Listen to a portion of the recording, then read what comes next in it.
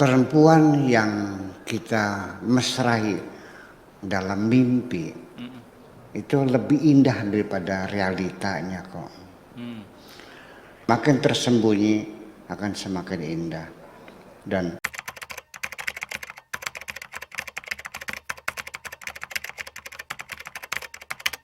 Buya, ini tentang engkau tidak dapat bersembunyi. Saya menangkap bahwa ini peneguhan rasa cinta dan keinginan dari seseorang, atau dalam ini adalah si aku kepada kekasihnya. Tapi kemudian saya menemukan kalimat yang di dalamnya perlu penjelasan yang lebih rinci dari Buya. Cinta ketika keluar dari tempat persembunyiannya, maka akan kehilangan keindahannya. Apa ini maksudnya, Buya? sebetulnya begini, saya tidak terlalu suka ya membaca komentar, komen di YouTube saya itu biasanya nggak pernah saya baca. Kadang-kadang penasaran juga saya baca.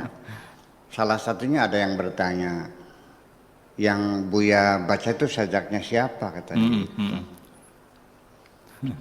Kemudian ada lagi tanya, kok apa namanya berkeluh kesah dimasukkan di YouTube.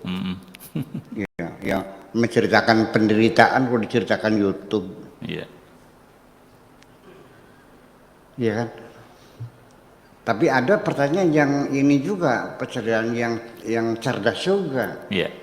Yaitu sebetulnya perempuan yang disanjung-sanjung dia itu siapa sih orangnya? Itu bebas. Saya tidak memberikan penekanan kepada siapapun. Karena saya bermadzhab Suryani. Artinya dalam mengemas sebuah novel cerita itu tidak ada namanya happy ending, tidak pernah ending dan berkelanjutan. Apakah happy ending ataupun bad ending dan sebagainya, saya tidak seperti film India yang akhirnya lalu ya kan direstui lalu nyanyi nangis berpesta pora, yang enggak. Kehidupan tidak pernah berakhir kok. Ya, sengaja saya cut di tengah jalan. Lalu gimana kelanjutannya? Nah, disitulah namanya Suryani itu adalah memberikan kesempatan kepada pembaca untuk berimajinasi masing-masing, menyelesaikan cerita itu dalam pikirannya masing-masing. Nah, kemudian yang kedua, bahwa tokoh sentral ya dalam bahasa Arabnya as-syakhsiyah al-mihwariyah, yaitu tokoh sentral cerita ini adalah aku. Siapa namanya tidak pernah saya sebutkan siapa aku ini, sehingga artinya memberikan peluang kepada dia akan berimajinasi, berhayal bahwa dialah sebagai pelakunya. Sengaja saya tidak sebutkan namanya siapa, tokoh sentralnya atau syakhsiyah mihwariyahnya adalah ana, sebagai aku. Adapun tentang cinta yang sudah keluar dari tempat persembunyian akan kehilangan dari keindahannya, ini memang realitanya seperti itu. Sebelum kita gitu, perempuan yang kita mesrai dalam mimpi itu lebih indah daripada realitanya kok. Cinta dalam imajinasi lebih abadi daripada kenyataannya. Ya, karena bagaimanapun ketika kita melihat realita wujud manusia secara fisikly, akan terlihat kekurangan-kekurangannya. Kentutnya bau. Ya kan? Kemudian banyak permintaan. Minta sepatu, minta sandal, minta gelang dan sebagainya. Ya kan gitu. Kupingnya gede juga kelihatan kupingnya gede. Jadi makhluk perempuan yang cantik jelita dalam imajinasi kita, dalam mimpi, itu lebih indah daripada realitanya. Nah, cinta juga sama, bahwa cinta itu sifatnya disembunyikan. Begitu cinta kita ini terbuka menjadi public consumption, ya public sudah diketahui oleh orang banyak, ya saya kira tidak indah lagi. Kita bercinta di mana kita merasakan lebih tinggi tinggi tingkat kemesraannya? Apakah di tengah keramaian?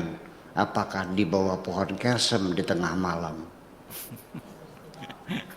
Nah, di bawah kersem di tengah malam lebih indah daripada kita terbuka di ruang yang terbuka. Dan rasanya cinta itu tidak perlu diceritakan kepada siapapun. Biarkan dia menjadi rahasia dalam diriku. Tidak ada siapapun yang tahu bahwa aku mencintaimu. Jadi semakin tersembunyi akan semakin indah. Dan itu sifat daripada pengamanan sesuatu yang harganya mahal, itu selalu disembunyikan di tempat yang sangat terpencil, yang tidak tergapai oleh manusia. Tempat persenjataan strategis Amerika tidak semua orang bisa tahu, karena pasti disembunyikan. Senjata-senjata nuklir yang ada di Rusia juga dijaga ketat. Bedanya apa? Kalau di Rusia itu tempat-tempat senjata nuklir pemusnah, ya, senjata pemungkas yang bisa memusnahkan dunia, itu dikawal oleh tentara berlapis-lapis. Tapi di Amerika tidak ada yang ngawal, karena orang tidak tahu bahwa di situ ada tempat rahasia. Kadang-kadang berupa rumah kosong yang tidak berpenghuni, rumah itulah tempat rahasianya. Seperti kita bawa uang banyak ke Jakarta, jangan pakai tas yang bagus. Kres. Ya, bawa karung goni, ya kan gitu, dicampur dengan apa namanya dengan kertas koran kan gitu. Kita teng-teng aja, taruh aja bawa kaki. Ya kira-kira orang itu tidak tahu bahwa kita bawa uang banyak. Kalau tadi dicopet dong. Nah, cinta juga demikian, dia akan menjadi indah. Dan nanti yang penting adalah akan terjadi imbal balik saling menghormati di antara kita. Nanti saya uraikan kenapa cinta tersembunyi itu lebih indah. Karena situ ada satu penghormatan yang tulus di antara kita. Maka segitu aja. Ya, luar biasa. Itulah penjelasan singkat tapi juga jelas yang disampaikan oleh Buya tentang cinta yang sebenarnya.